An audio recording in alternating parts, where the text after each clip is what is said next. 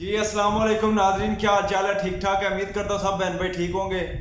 तो नाजरीन, आज जो वीडियो हम आपके लिए लेके आए हैं, और जैसा कि पहले भी मैंने बहुत सारी वीडियो बनाई है इसी मौजू के ऊपर कि ज़ुबान क्यों लाजमी है और पेपर डॉक्यूमेंट्स क्यों लाजमी होते हैं। तो आज ये जो मेरे साथ हमारे दो भाई बैठे हुए हैं, अरुण मलिक साहब हैं और रज़ाक गोंदर साहब हैं, इन दोनों का तल्लक गुजरात से है, ज़िला गुजरात से है, और भाई गांव भी इनका शहर भी जो है गुजरात से है। तो इनसे आज पूछते हैं कि इनको जो अभी ये थोड़े दिनों से ये बड़ी तकलीफ से गुजर रहे हैं और इन्होंने बड़ी परेशानी का सामना किया, काम करने के बावजूद इनको कोई पैसा वगैरह नहीं मिला, और उन्होंने बहुत इनसे काम वगैरह भी बहुत ज़्यादा लिया है और काम करने के बावजूद भी पैसे नहीं मिले। तो इसके पीछे क्या वजह थी कि क्यों इनको काम करने के वजह से भी पैसे नहीं मिला, हालांकि ये लोग पैसे तो किसी के रखते नहीं हैं। तो चलो चलते हैं, सबसे पहले बात करते हैं अरुण मलिक साहब से। तो अरुण मलिक साहब सुनाओ, क्या हाल चाल जी? ज़बरदस्त, अल्लाह का शुक्र है बरार भाई, दुआ है आपकी। तो अरुण मलिक साहब, आप अभी जैसे बता रहे थे कि आप नाजरीन को बताएंगे कि आपने 22 दिन काम किया और आपको कितने पैसे मिले हैं? जी 22 दिन का 200 यूरो मिला है। 200 यूरो 22 दिन का? 22 दिन। ये कितना, 10 रुपए की? 10 रुपए भी दिहाड़ी नहीं बनती है? 10 रुपये भी नहीं बनती, 8 9 9.5 9.5 रुपये समझ लोगे इधर। हालांकि इटली के अंदर नाजरीन दिहाड़ी जो है, एक नॉर्मल दिहाड़ी जो है 40 से ऊपर शुरू होती है, 40 से लेकर 50 60 70 यूरो तक आस्ता आस्ता जाती है। मतलब कि जुबान के बगैर भी बंदा काम करे तो 40 यूरो दिहाड़ी उसकी नॉर्मल है। तो जिस इलाके में हम रह रहे हैं इधर तो नॉर्मल 30 से 35 रुपये चलती है, लेकिन इस बेचारे के साथ इतना जुल्म हुआ है और हमें हक के थक हार के ये बनानी पड़ी वीडियो, क्योंकि इसके साथ बड़ा जुल्म हुआ है। और अभी ये पहुंचा है, तकरीबन 10-15 मिनट हो गए हैं, पानी शानी इन्होंने पिया है और हमने इनको पकड़ लिया है कि भाई आ जाओ जरा दुनिया को बताएं कि इसके पीछे राज क्या था कि आपको 9 यूरो दिहाड़ी का हिसाब से 200 यूरो उन्होंने मसल के दिया। पहले तो सबसे बरार भाई ज़बान का मसला है। ज़बान आती हो बंदे को, बंदा खुद बात करता है कि मैंने ऐसे काम किया है, मेरे पैसे बनते हैं, मैंने अपना हक लेके जाना है। ठीक है, सही है, पहला मसला तो ये है। दूसरे नंबर पे कॉन्ट्रैक्ट नहीं लगवाया था, गलती पहली ये है। कॉन्ट्रैक्ट की वजह से पैसे मारे गए। बिल्कुल, कॉन्ट्रैक्ट लगा होता तो आपको पता है पैसे जो है ना, जितने भी हों बंदे की, जितनी दिहाड़ियाँ हों उतने पैसे बंदे को मिल जाते हैं। कॉन्ट्रैक्ट की वजह से एक मारे गए हैं, एक जुबान की वजह से दूसरे नंबर पे ये हुआ है वो। तो आप क्या काम आप इटालियन के साथ कर रहे थे? हाँ, इटालियन के साथ। इधर का ओरिजिनल बाशिंदा है? हाँ सही है। तो फिर भी उसने आपके साथ इतना ये जुल्म किया है, तो 450 यूरो जो है ना तकरीबन वो मार गया। 400-450 यूरो आपका तकरीबन 600-700 रुपया बनता था। 600-700 यूरो बनता। हाँ, तो ये नाजरीन, ये असल मेन वजह यही होती है कि जैसे मैंने आपको पहले भी बताया कि जुबान सीखें। खुदारा किसी मुल्क में भी आते हैं तो जुबान उसके लिए सबसे ज़रूरी है, ताकि आपको कोई लूट ना सके, आपका हक ना कोई खा सके, आपके साथ ज्यादती ना कर सके। और दूसरे नंबर पे कंट्रैक्ट जो होता है, कागजात होते हैं, परमिशन मिल जाती है। परमिशन इसके पास भी थी, लेकिन इसकी गलती कि इसने जाते हुए 2-3 दिन पहले जब ये काम स्टार्ट इसने किया था तो इसको ये चाहिए था कि उसके साथ कंट्रैक्ट कर लेता, ताकि गवर्नमेंट के कागजात में ये नामजद हो जाता और गवर्नमेंट को पता होता कि ये बंदा इसके साथ काम कर रहा है। और फिर मैं भी देखता और कोई और भी होता, मैं भी अभी उसके साथ बात नहीं कर सकता। अगर इसका कंट्रैक्ट होता तो मैं खुद बजाते खुद जाके इसकी हेल्प कर सकता था कि काराबनेरी की जो इसकी इधर की पुलिस है उसको फ़ोन करके मौजूदा जगह पे बुला सकता था जिधर इसने काम किया कि भाई ये देखो इसने 22 दिन काम किया और इसको ये 200 यूरो दे रहे हैं। तो 8-9 यूरो तो दिहाड़ी था, उसके ऊपर केस हो सकता है, बल्कि लिखा जाता है उसके कंट्रैक्ट के अंदर ये कितने पैसे हैं या कितनी तनख्वाह है इसकी, सारा कंट्रैक्ट के अंदर पहले से मौजूद होता है। अगर कंट्रैक्ट के लिहाज से बंदा पैसे ना दे तो फिर गवर्नमेंट जो है इधर इटालिया की वो उसके खिलाफ कार्रवाई करती है। यूरोप में दूसरे के मुल्कों में भी इसी तरह ये कंट्रैक्ट करेंगे तो वो आपका हेल्प करते हैं, पुलिस वाले भी, और गवर्नमेंट भी आपकी हेल्प करती है।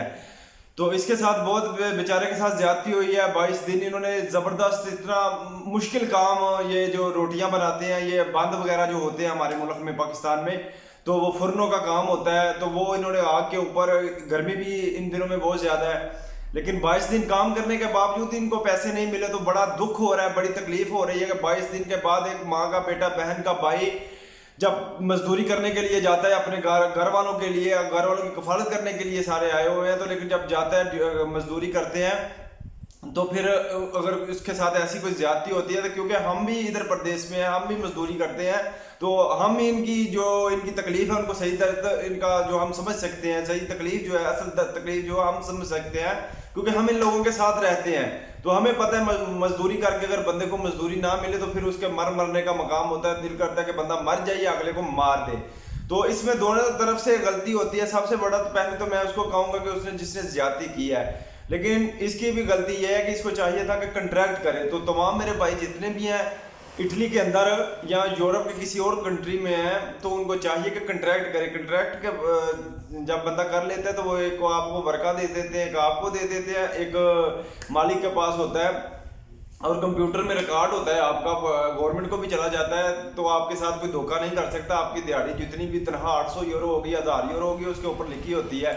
तो फिर वो उससे आपको 1 रुपया भी कम नहीं देते और ना ही वो दे सकते हैं। अगर ऐसा करेंगे तो आप उनके ऊपर केस कर सकते हैं और बड़ा ज़बरदस्त केस होता है। जैसे अभी 9 यूरो दिहाड़ी का मैं तो सोच भी नहीं सकता बंदा कि 9 यूरो दिहाड़ी, हालांकि सबसे कम दिहाड़ी जो है, मजदूरी जो आती है एक दिन की, वो यूनान में है, लेकिन उधर महंगाई कम है लेकिन नॉर्मल गुजारा हो जाता है। 18 से 20 यूरो उधर भी नॉर्मल चलती है। तो इटली के अंदर आके जहाँ 30 से स्टार्ट होती है, 30-35 से स्टार्ट होकर 60-70 यूरो के ऊपर जाती है दिहाड़ी बंदे की, तो उधर बंदा 9 यूरो के ऊपर काम करे तो फिर बंदे को तकलीफ बहुत ज़्यादा होती है।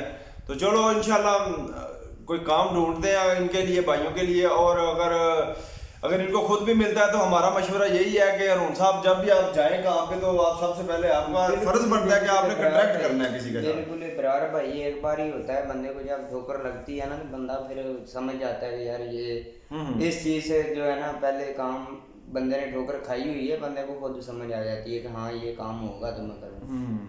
तो नाज़रीन ये थी आपके 200 तो आपको पता है यहाँ पे बैठे बैठे बंदा 1 मंथ का ले लेता है। हाँ, सही है, बिल्कुल। जो 22 दिन वहाँ पे बंदा टूटा है, हारा है, बीमार जो भी है, रात की ड्यूटी आपकी थी, नाइट की ड्यूटी जबरदस्त, वो तो बड़ी मुश्किल ड्यूटी होती है। दिन को आधे घंटे के टाइम होता था, सोए हुए बंदे को जगा के बोलना कि हाँ यार आधे घंटे का काम है वो कर।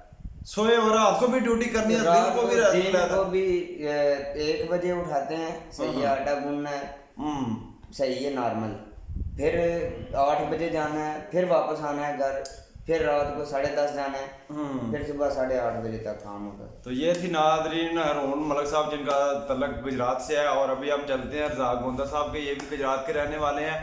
तो इनसे पूछते हैं कि ये पहले यही इसके काम पे ऊपर लगे हुए थे, लेकिन इनको एक काम और मिल गया था, वो किसी ने बताया कि काम अच्छा है। तो चलो इनसे सुनते हैं क्या इनकी सूरत है। तो गोंदा साहब आपने क्यों ये पहले काम छोड़ा था जहाँ पे ये मोहम्मद साहब काम करके आए? मैं गया था काम ਤੇ ਉਸ ਤੇ ਨਾ ਤੇ ਡਿਊਟੀ ਜ਼ਿਆਦਾ ਸੀ। ਉਸ ਤੋਂ ਬਾਅਦ ਜਿਹੜਾ ਮੇਰਾ ਕਨੈਕਟ ਹੋ ਗਿਆ ਜਾਂਦੇ ਮੈਂ ਆਪਣਾ ਲਵਾ ਲਿਆ, ਮੈਨੂੰ ਪਤਾ ਇੱਥੇ ਪੈਸੇ ਨਹੀਂ ਲੱਭਦੇ, ਆਏ ਥੋੜੇ ਲੱਭਦੇ ਨੇ, ਸਹੀ। ਇਸ ਵਾਸਤੇ ਮੈਂ ਆਪਣਾ ਕਨੈਕਟ ਜਾ ਕੇ ਜਾਂਦਿਆਂ ਲਵਾ ਲਿਆ ਸੀ ਯਾਰ। ਠੀਕ ਹੈ। ਤੇ ਮੈਂ ਕੀਤਾ ਕੁਛ 17 ਦਿਨ ਨਾ 18 ਦਿਨ ਕੰਮ ਤੇ ਮੈਨੂੰ ਲੱਭ ਗਿਆ ਸੀ 500 ਯੂਰੋ। ਸਹੀ। ਠੀਕ ਹੈ। 17-18 ਦਿਨਾਂ ਦਾ ਤੁਹਾਨੂੰ 500 ਯੂਰੋ ਮਿਲਿਆ ਹੈ। ਮੈਨੂੰ 500 ਲੱਭ ਗਿਆ। ਤੇ ਅਰੁਣ ਮਲਿਕ ਸਾਹਿਬ ਵਾਲਾ ਕੰਮ ਕੀਤਾ 22 ਦਿਨ ਤੋਂ ਉਹਨਾਂ ਨੂੰ 200 ਯੂਰੋ ਉਹਨਾਂ ਦਿੱਤਾ ਹੈ। ਉਹਦਾ ਕਨੈਕਟ ਨਹੀਂ ਲੱਗਾ ਹੋਇਆ ਜੀ। ਸਹੀ।